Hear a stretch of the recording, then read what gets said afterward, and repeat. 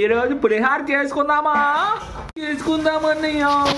వేడన్నం వండుకొని అదొక ఖాళీ గిన్నెలో తీసుకొని ఫ్యాన్ కింద పెట్టి ఆరబెట్టుకోవాలి. ఆ తర్వాత అందులోకి నిమ్మకాయ రసం, శనక్కాయ పప్పులు, పచ్చిమిరకాయ, ఎండుమిరకాయ, కరివేపాకు ఇవన్నీ రెడీగా పెట్టుకొని పక్కన పెట్టుకోవాలి.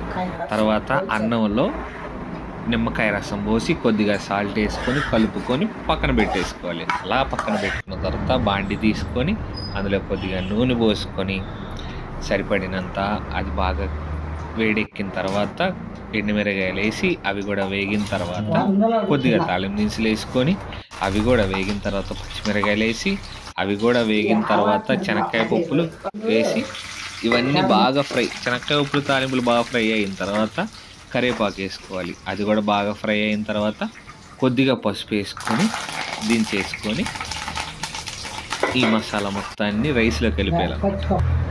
రైస్లో కలిపేసుకొని నీట్గా చేత్తోనే కలపాలి, గరిటెలతో కాదు. మా అమ్మమ్మ చేయబడేసరికి యాడ్లేని టేస్ట్ వచ్చింది.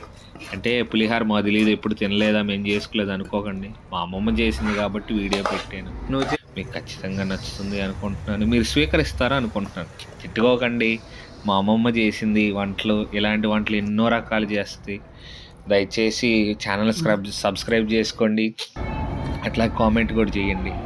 అలాగా ఒక్క ముద్ద పెట్టుకున్నాను, అమృతమే. అందులో ఇంకా కామెడీ, ఇంకా ఇది ఏంటంటే ఎండుమిరకాయ కర్రలాడితే తింటే మామూలుగా ఉండదు అనమాట. ఇక రాజాసాబ్ సినిమా పెట్టుకొని అది చూస్తా పులిహోర అంతా తినేసాను హ్యాపీగా.